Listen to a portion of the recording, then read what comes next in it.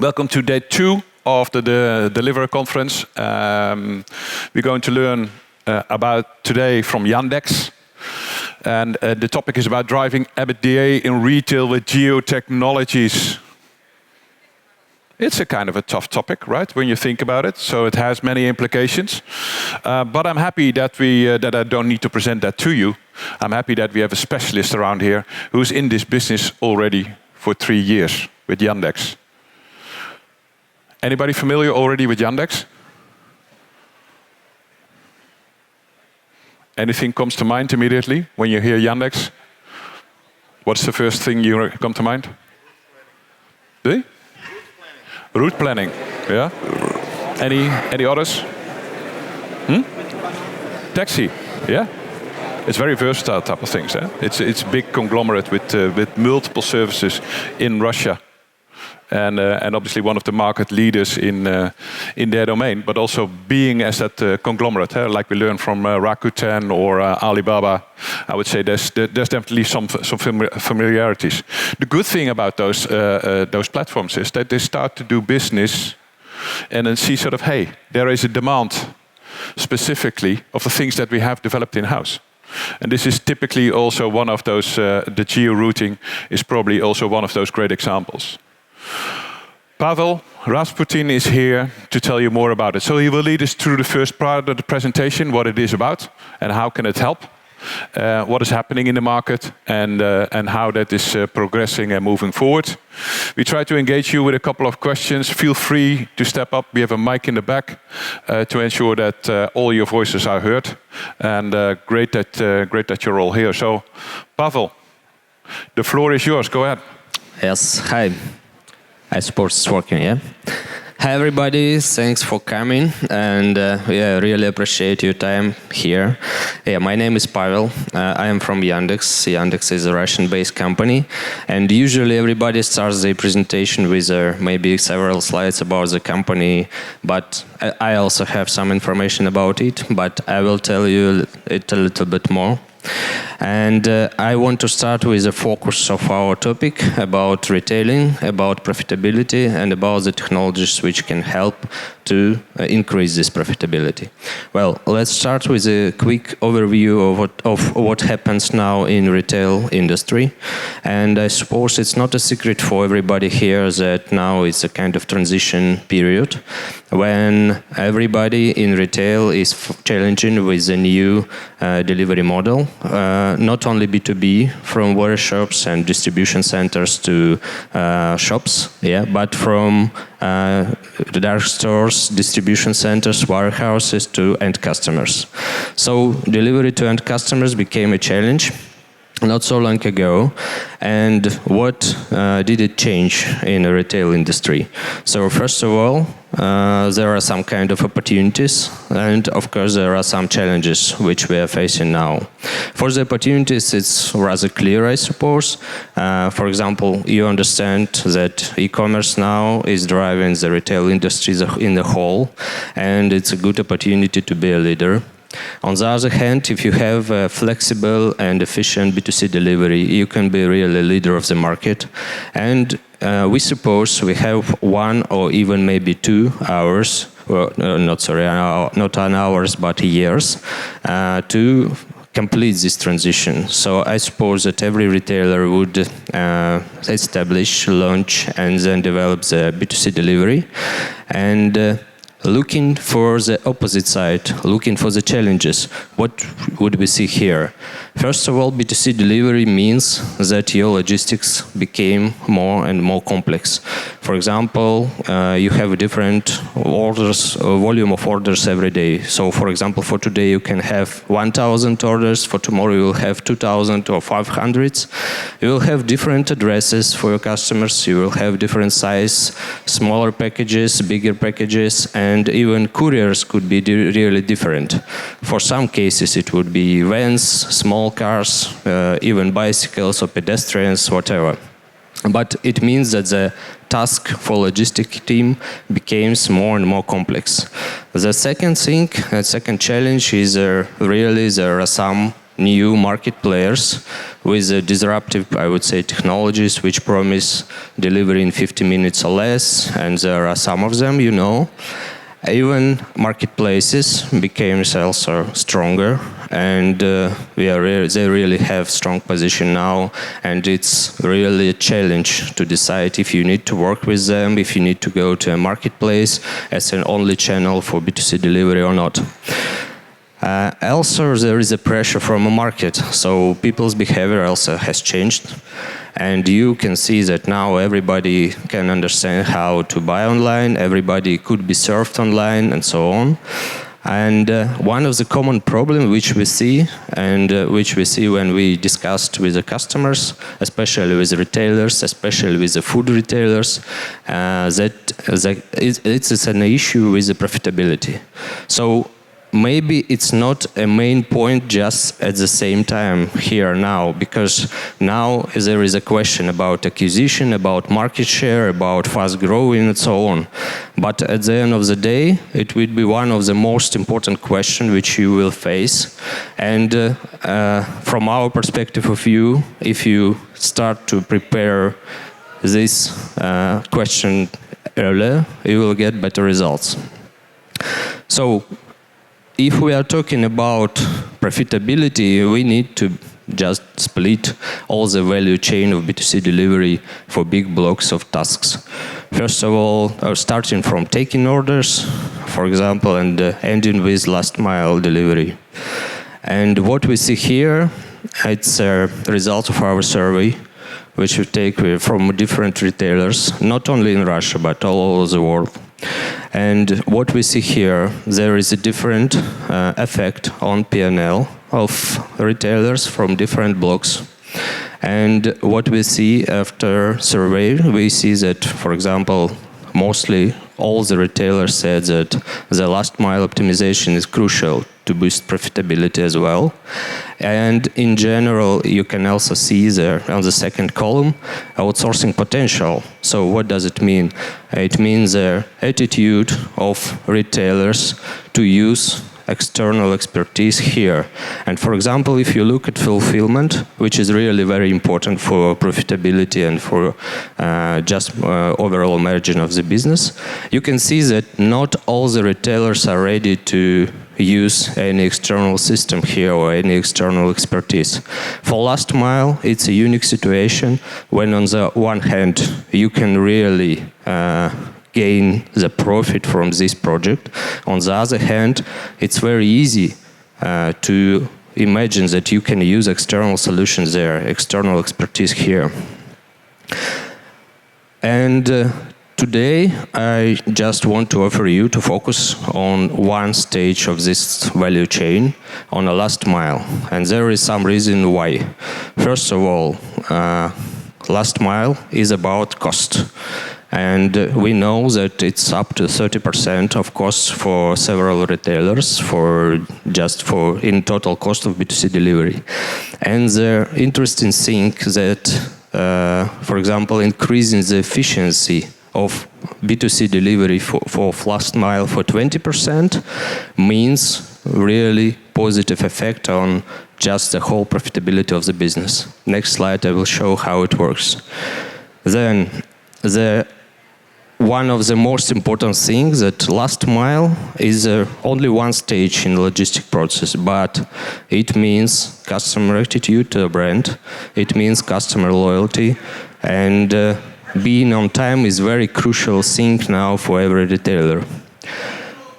Again, the last but not least reason is that last mile now it's not only about cost and customer service. Last mile now is about competition. So actually, if you have a flexible last mile, you can launch your new model of deliveries. You can be flexible in terms of SLAs or whatever, and you can win the market. That's why we think that it's really crucial to focus on last mile now, and it's a good time to do it. Actually, here is an example of typical grocery structure of costs. And you can see that, for example, last mile delivery now is around 20% of P&L of retailers. And for example, if we decrease the logistic cost for last mile delivery only for 20%, it can really lead to 80+% to EBITDa per order. And this is a good example which can show that effect of last mile optimization is just not for only logistic, but for the whole organization as a whole business.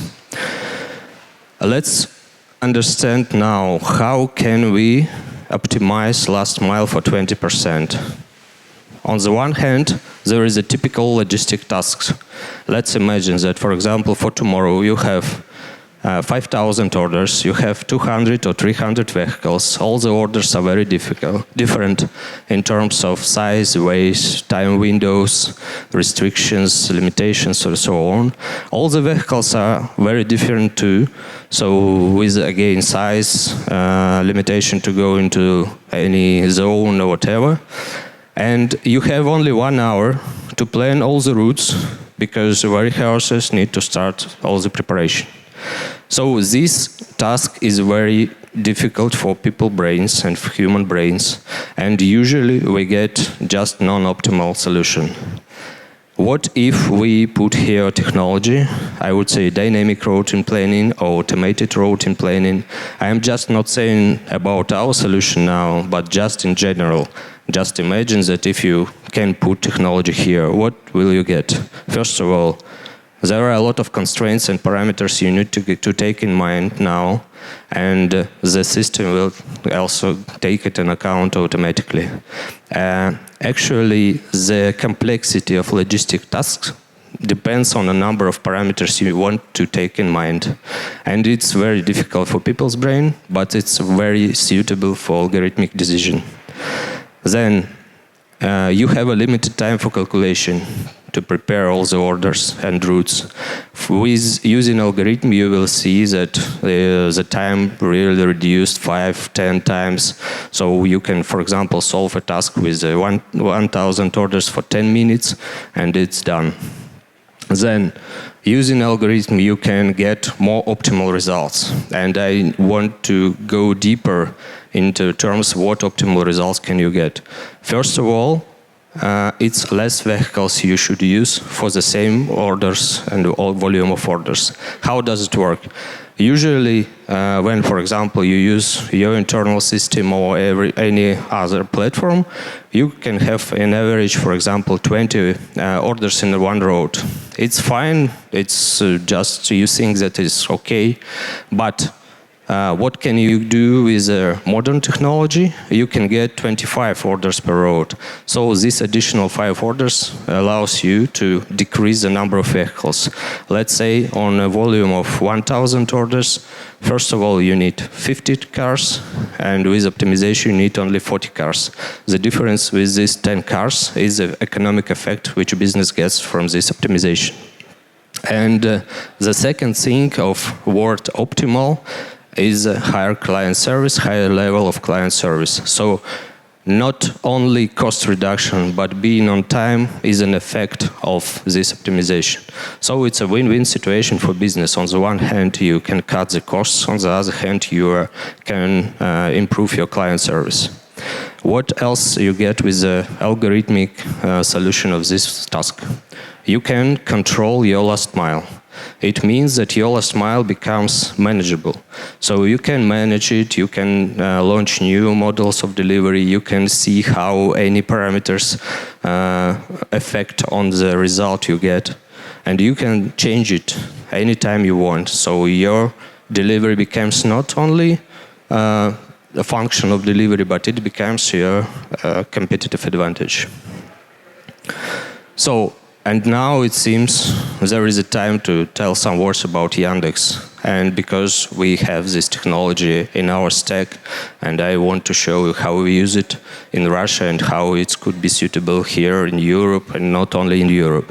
So Yandex is really the biggest IT company in Russia with more than 40,000 employees. And since 2011 it's listed on NASDAQ. Actually, Yandex has a wide range of services for B2B and B2C, but I want to focus your attention on two of them now. First of all, I want to say that Yandex is not only software vendor, because Yandex in Russia is a player in e-grocery, in e-commerce as well. So we have our own operational businesses which are rather successful in Russia. For example, our Yandex Market, which is e-commerce project of Yandex, now delivers more than 40,000 orders per day. And it's rather big volume. Yeah, question? Okay. It's Russia and CIS. Actually, taxi service. Maybe. Yeah. Could you repeat? Yeah. No, it does not work. Mic does not work. Hello? Yeah. Can you hear me? Now it's good. So, once again, yeah. Taxi service, 2.4 billion drives per year. Is this applicable for all markets? Actually, taxi service is launched in 22 countries, but mostly it's in Russia and CIS. Got it. Thank you. So coming back, so on the one hand we are software vendor, but on the other hand we have several operational business which are rather successful in Russian market. And what is the secret of this success is a collaboration between technologies and real business. And some technologies which are used by our internal projects are also available for external clients. One of these technologies is automated routing planning, as I said before. And there is a kind of overview of our developing the service. So first of all, it was started like an internal technology for internal projects only. And we worked with our e-commerce projects, grocery projects, food delivery, and so on. But since 2018, it's become available for all the customers in Russia and CIS. And at the moment, we have top companies in all the industries we are focused on. Since 2021, we are going worldwide, I would say. So now we are working with the companies in Europe, in Middle East, sometimes even from Asia and America. And so here, yeah, so this is evolution. And now all these technologies are available worldwide.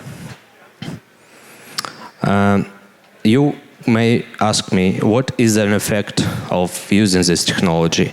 And I will tell you that there are kind of the effects for the whole business, because it will affect not only profitability, but it will affect on all the levels of companies. Or for example, for resources, it's a tool which helps to plan the routes 5 times faster. It's a tool which can support all the delivery models with all the constraints and parameters. For the whole logistic, it means cutting costs. It means increasing the level of customer service. And it means more flexible operation for any new delivery models they want to launch. In terms of executive level, it's also very understandable, because when we talk to C-level, like commercial directors, like financial directors, it's very easy to talk in terms of profitability, in terms of scaling the business, because some of our clients, for example, just easily scale their business with a flexible technology. Like yesterday, it was a Перекресток Prog who told how they just built their business during the pandemic, and they are one of our clients as well. Well, and not again going to advertising of our technology, but going back to the whole technology stack. I suppose that you understand that routing solution is not only provided by Yandex, and there are a lot of other companies doing this. But what's important to check while you choose a technology, I just want to give maybe some checklist or some advice here. So first of all, be sure that the algorithm is rather flexible to support all the operational models and even their combination. So nowadays we see that, for example, starting with next day delivery or same day delivery, companies also launch, for example, express delivery mode or even on demand. So it's very good when your platform can support all of them and the combination of them. The second thing, be sure that your solution can solve big tasks for reasonable time. It's very important because, for example, one of our clients has now more than 40,000 tasks in one batch, in one, I would say, calculation, yeah. And not all the systems can also provide this volume of orders. And the second question is really a reasonable time. So how long could you wait for the results? Can you wait 15 minutes, 20 minutes, or even 1 hour? So it also depends. The third thing, and it's very important, and maybe it's one of our differentiator from other platform, is you need to understand how your platform is working with geographical data, with traffic situation, with the traffic prediction and so on. Because we see a lot of examples when traffic really affect on final road decisions. And the last but not least, check that you have all the constraints and variables in the system so you can balance your tool, you can use it as a flexible platform. Now that's all. Thanks. I'm ready. I'm open to questions. Sure. Well, question over here. Could you identify your name and company? Can we do the mic? Yep. Hello. Doesn't work. Yeah, it works. Hello. Yep. Hi. This is Mehmet. I'm from Unilever, working as logistics director there. So how we are, from one of the implementations, how we are measuring your performance? I understand the financial benefit, but in the end, the financial benefit is coming from load fill improvement, right? So how the optimizer is able to just group the orders so that you are able to just have less cost to distribute the same amount of order. Do we have any number just how we are able to increase after using the optimizer, that your optimizer is used? Mm-hmm. You're looking for sort of a business case. What are the parameters for that? Yes, physical KPI actually. Yeah. So could you repeat, because it was too loud there, so maybe... Sorry. Yeah. From one of the implementations, how was your KPIs actually changing? Because what I understand, the cost improvement, but this will mainly come from most probably load fill of each courier, right? So the groupage of the orders. So. Okay, so about our performance, and so actually when we have a project with any clients, usually we have kind of POC, which means proof of concept, so we can take actual data from 1 or 2 days of delivery and try to understand the priorities of these clients, because not every time we see that they need a cost optimization, because sometimes they need to just launch new delivery model, like 1 hour intervals or whatever. So depending on priorities, we can just balance our algorithm. And so the result of POC, proof of concept stage, would be just the compression before and after. So you will see how your main metrics would change with automation. Can you maybe to elaborate a little on that one? Because if it would be a project, right? Sort of you have a certain time implementation. You're saying so. We start with the POC. Sort of, hey, is it 3 months implementation? All kinds of programming. Is it seamless? How would it work? And then how much investment is sort of on average required by one of your cases, right? Sort of. Okay. Yeah? How much investment time roughly? So So an average project can really depends on a company, but it depends on data which you have, and if it's enough data for planning and nothing to do with internal optimization of data, it could take around months or 3 months. 3 months it would be for the whole warehouse system, and so we have maybe different intermediate stage to check a performance indicator for the system. First of all, after 3 months, after a kind of pilot staging, we can see the decreasing of costs, for example, for 7 or 10%. After that, it could be just implemented for the whole logistics system, and we can see the whole result in a half a year. After half a year, it's normal, like from 15 to 20% in average. So 15 to 20%, that is cost savings in the last mile delivery because of the application of the tool. Yes, but again, it also depends on a customer's priority because not No, but all... from the cases that you're describing here, right? From the cases, for example, yesterday it was X5 Retail Group, which is one of the largest retail player in Russia. They see plus 70% of vehicle utilization, means minus 50% of cost. And 70%. And can you sort of, because I would be curious, right? Sort of, people have a perception of Russia. It's always a little bit more complex, right? The roads are sometimes more crowded, maintenance issues here and there. So your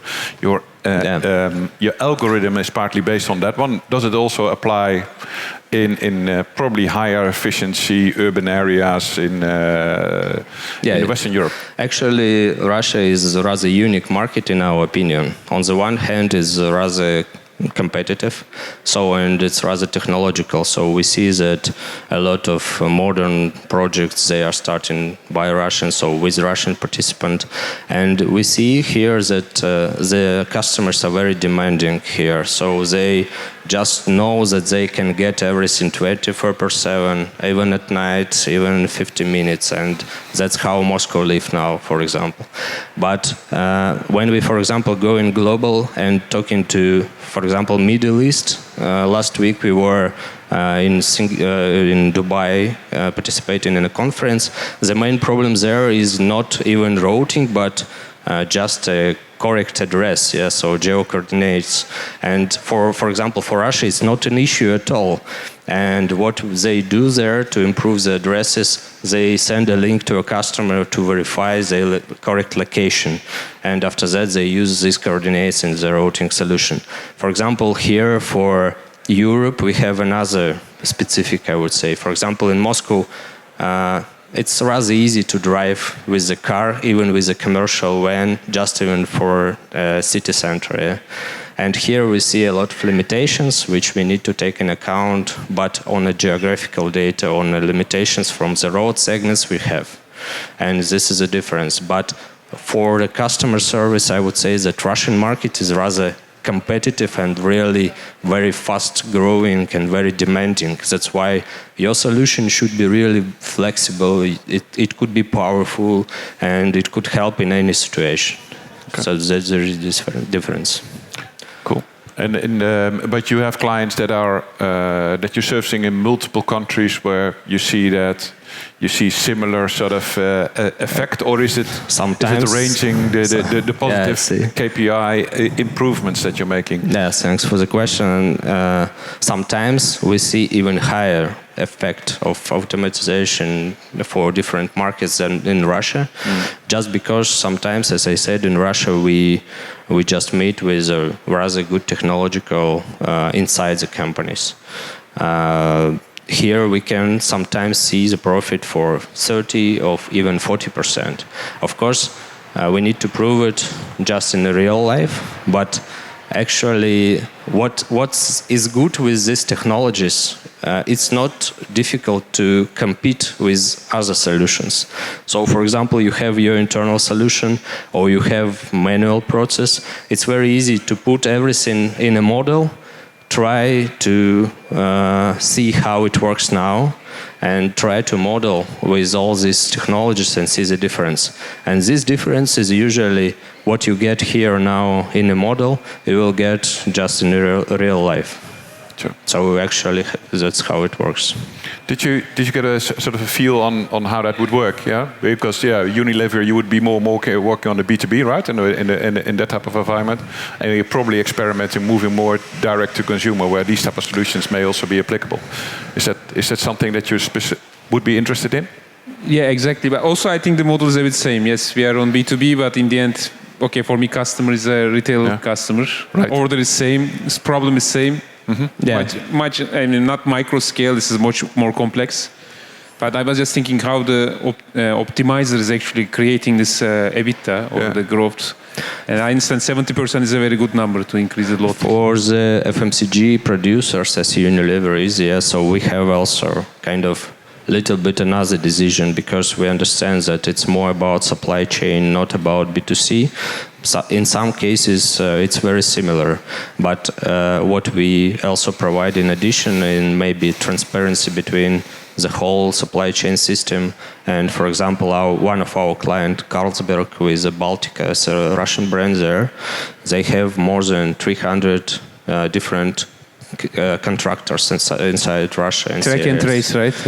Yeah. Yesterday I spoke with your... Okay.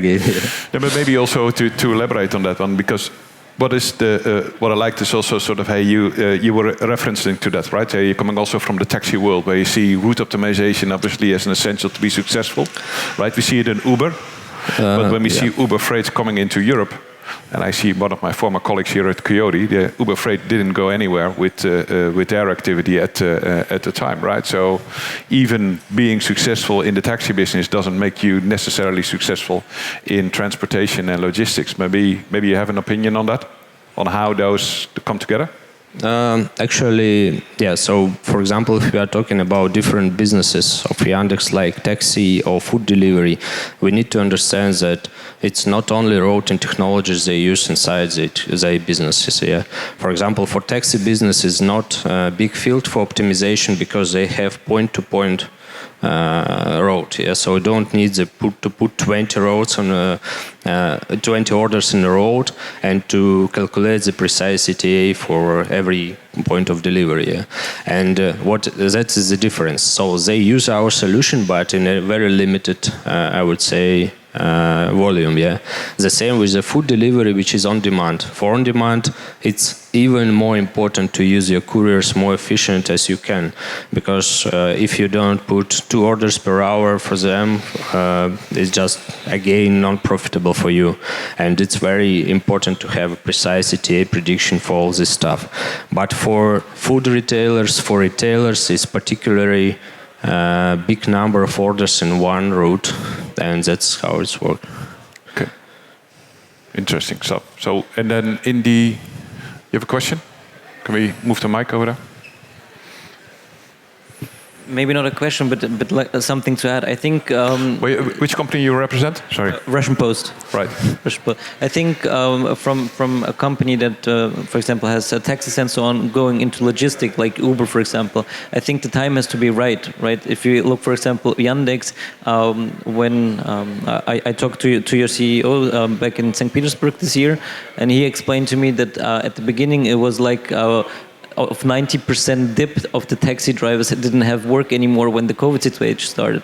So as a company, they also wanted to see how can we keep our drivers during this period. So then something like parcel shipments came into like on demand and food. So I think in business it's always, you have not only you have to have a good product and a good idea, good software, but also the time has to be right to then be able to switch a business and enter into a certain business. Great. Yeah. Thanks for adding that. Pavel, you would like to comment on that? Yeah, everything is correct. So it was an experiment during the pandemic, and now Taxi just launched the delivery services as a separate business. First of all, it was really a taxi driver who needed to deliver anything, and it was a really terrible experience for them, but it was necessity. Yeah. And now it's a professional courier service for businesses which provides the delivery service as well. Okay. Good. Yeah. Maybe you're not I think it's a bit linked to that one. For future, actually, I don't know, but is there any plan? Because you have a huge database of people's mobility. So not only taxi drivers, but like this crowdsourcing ideas. Do you plan anything to make everyone as a courier and distribute? I cannot say that for the whole Yandex, because it's too big company and there are a lot of business divisions. And I suppose that this kind of question it's better to address to Taxi, as they really focus on hiring the couriers. Because, for example, now in Russia, not only Taxi but also Market, which is e-commerce project, they are really focused on hiring right couriers and right number of couriers for every region they join. Yeah, but for us, so for example, in our routing solution, we have kind of we call it cloud couriers. For example, when you don't have your own capabilities, we can offer you some cloud couriers from different companies, basically from our taxi, which can help you to deliver all the orders. But it's not maybe again a question about the whole database, but just about collaboration between different services inside the Yandex system. And I guess there's obviously regulation around, data protection and stuff. And the more data you have, the more responsibilities you carry on Maybe, in that area, right? So last I guess mile that's something that it would be important to Unilever to make sure that the data are kept integer. That's why last mile is a good thing to outsource, because you don't need to have all this personal data. You just need to understand what capabilities in general you have. For example, I have 2 small vans, 3 pedestrians, 4 couriers, and that's all. So we don't need to have their names, ID. It's not Pavel Rasputin, but you're a postcode and a house number, right? Probably. No. Good. Okay. Other questions here from the audience to Pavel on this domain. Now I have a question. Sort of, you seem to do this already for 15 years, right? Sort of, and then at least that was also in the description of Yandex routing. So how has that evolved, and sort of particularly what type of customers you feel that you're most comfortable with, where you can make the biggest jump in terms of improvement? I suppose it's very clear now, but just let me repeat. First of all, we see that our service is very useful for food delivery and for food retail, especially if food retail wants to start their own delivery, because in terms of rather big fleet, the economic effect is really high. The second is retailers and e-commerce, omni-channel or pure players, because they have a maybe little higher margin in general, but they also see the effect of using the technology. FMCG producers, I would say number 3, just because sometimes they don't need route optimization, but they need transparency and the service level for the retailers. And there are also a segment which we call the professionals on this market. Is this courier services as well, like Russian Post, like DPD here, like InPost or whatever. So they are really professionals on this market. On the one hand, it's good because we can offer them a best solution.